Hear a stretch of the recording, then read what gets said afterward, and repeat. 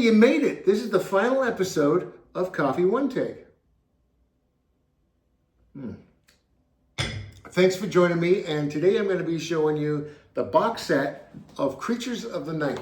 I've had this for a while and I never opened it. I thought maybe possibly I was going to sell it. I didn't know, but once I got these other two box sets, I had to open this one. This one also is that shiny finish on the front.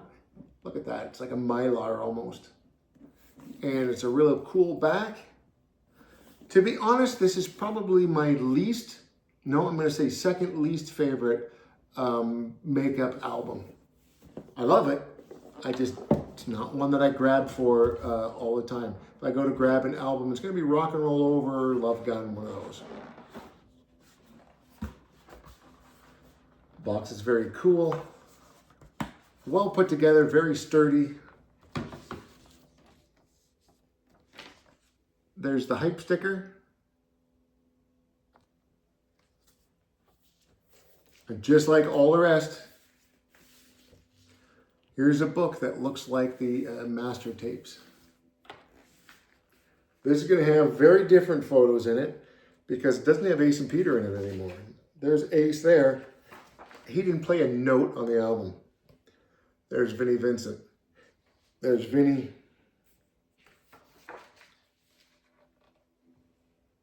They called him the Ankh Warrior because he had an Ankh on his forehead. Ankh on his forehead there.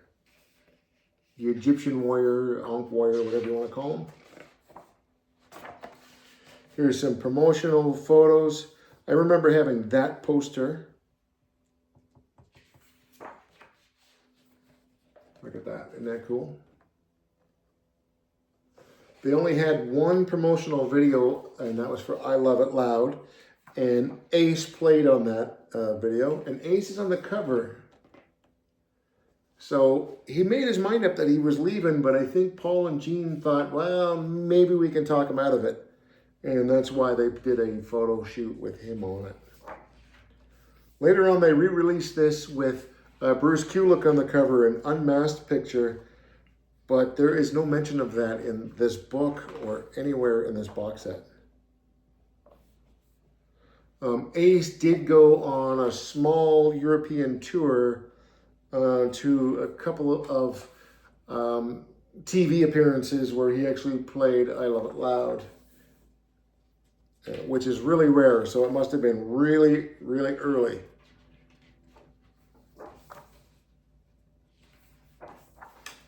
Eric Carr, may he rest in peace as well. Let's move on to show you what's inside this thing. Here's the 10th anniversary tour book. This is the first time I've had this in my hands. I've never had an original one in my hands. I imagine it would be a bit bigger than this because tour books were probably about this big and about that wide, right? So that's how they were in the 80s. I'm not sure if going back this far, if they were that big or not. And I like how they did mention Peter Criss and Ace Frehley in this. That was nice. Okay, this has got a pamphlet with some stuff in it. Let's open it up, see what's in.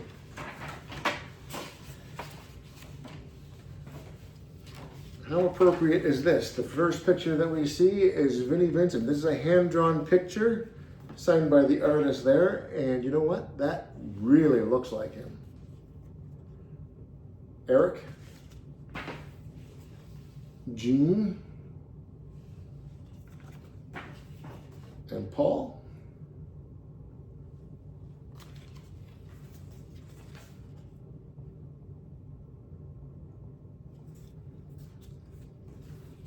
Fantastic artist. And then we've got the Gotham Rock City News again. This is from October of 2022. So it took them 3 years almost to the day where they didn't release anything. Lots of interviews on here. I wonder if Vinny's in here. Adam Mitchell, who co-wrote a lot of songs with Bryan Adams. Bryan Adams actually wrote one or two songs that is on Creatures of the Night. Then we've got some pins. Vinny, Eric, Paul, and Gene. I'm not going to open those up, but that's what they look like. Those are pretty cool. And then here is your promo book. If you were part of the Kiss Army, you would have got that, and they would have sent this out to like radio stations and whatnot to get you to play Kiss songs on there. This stuff wouldn't have been in it, of course, because you've got, here's another bumper sticker. Okay, so we got some cool things here. Here's some guitar picks from that era. I believe the Creatures of the Night ones were yellow. These ones are white, which is good because then you're not going to have people going on there selling these ones as the real thing. Let's hope not anyways. There's an Ace Frehley pick. Doesn't have his name on there, but it has an autograph, which I love that. There's Paul Stanley.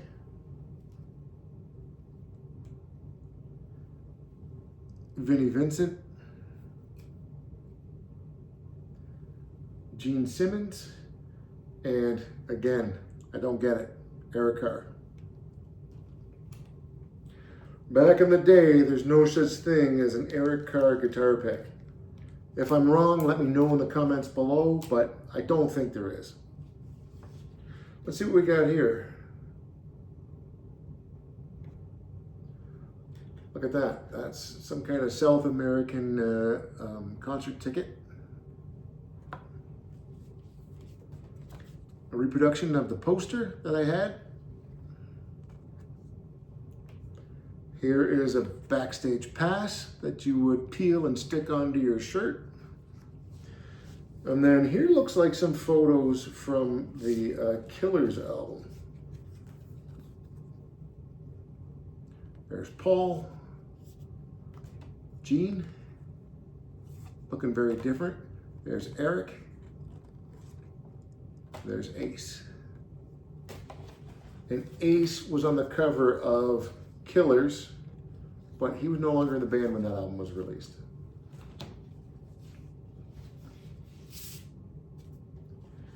I remember when Ace left the band and Vinny joined the band, there wasn't a lot of pictures or posters out there with him in it. So seeing photos of him back in the day was quite amazing.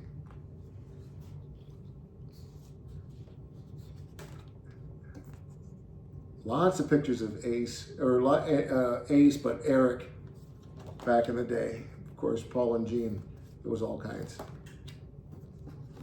And then there's one more photo here. I remember getting that in the press book.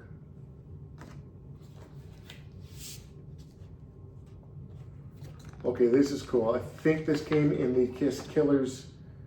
Oh, this would have been in the Creatures of the Night pressing. A poster that you would have got with it.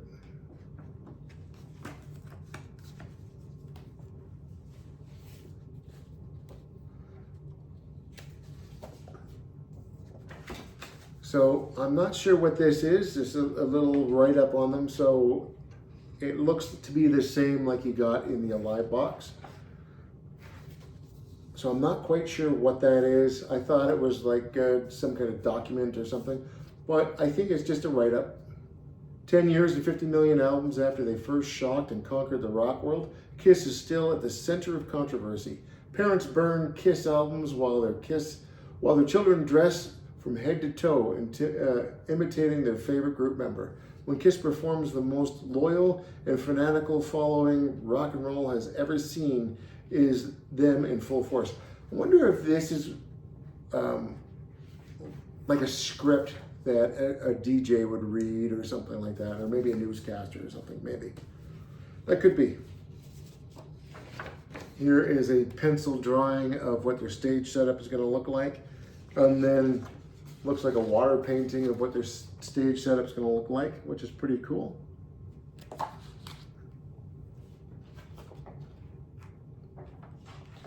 Now, I did have this poster on my wall when I was a kid. That's pretty cool.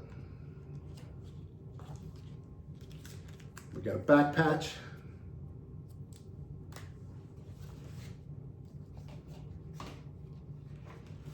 Oh, and there's that poster again, the loudest band in the world. Yeah. But this is probably 20 by 16. The one I had would probably be 24 by 36. So it was a lot bigger than that. And then last but not least, we have another iron-on, which is pretty cool. Now, you've got the CD. Oh, look at this. This is cool. It's got a gatefold, and this gatefold is what the inner sleeve would have looked like on the vinyl. Let's look at the disc. Okay, that's pretty cool.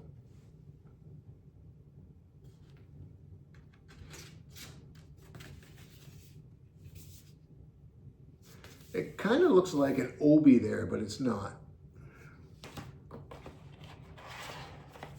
Then we've got some outtakes, which this is pretty cool because there's some songs that aren't on here that made it to Lick It Up, made it to Killers, and even later on down the road. Songs that we didn't know if it was going to make it. Feel Like Heaven, I believe that was sung by Peter Criss on the Let Me Rock You album. But you've got I'm a Legend Tonight, Down on Your Knees, Nowhere to Run, Partners in Crime.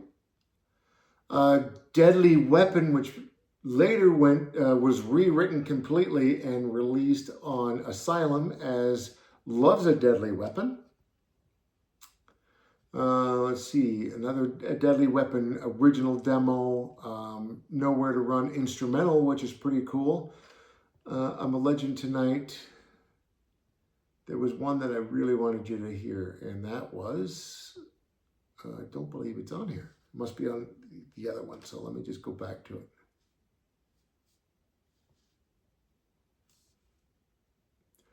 Betrayed, which is not the same song that is on Hot in the Shade. It's a totally different song altogether. But that's pretty cool. So take a look at that. And then we got some more CDs. Here's the Atmos. This is the one I've been waiting for. So I'm going to put that at the front just like what I did before. Let's see. We've got live songs, bonus live performances, and bonus feature sound effects. The tank started the show, the turbine, firehouse siren, drum and ending tank, bass solo, wind and gargoyles, bells and flames. That's pretty cool.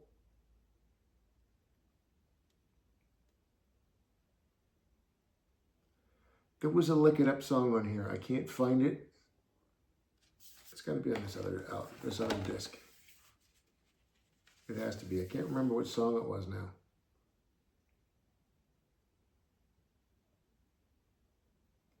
This is what happens. Oh, here it is here. Not for the Innocent. That's pretty cool. So Not for the Innocent was sung by Gene Simmons, but on this, it's sung by Paul Stanley. And it is quite different. If you want to check that out, please do, because you'll love it. But this is what happens with these one-take videos. I'm not going to edit it to make it sound better than it is. It is what it is, and that's why I love doing these. So, did you get the Creatures of the Night box set? And what do you think of this? There is a lot of goodies in here. I still think that my favorite box set out of all of these is the Alive box set. And the second best would probably be the Destroyer box set. I'm going to leave a link to those videos right here. Check those out if you want to look at those. Thanks for joining me, guys. Please leave a comment below. I will answer each and every one of your comments. Do you have this album in your collection? Do you have this box set in your collection? What did you think of it? Right after this album was released and album sales started to plummet, they decided we got to do something drastic to catch our fans' attentions. And then took their makeup off, and Lick It Up was released. And a whole new era of Kiss music and Kiss fans were born. So this is a pinnacle in the Kisstory, if you will. Thanks, guys, for joining me. And we'll see you guys again in the next one. Take care, guys.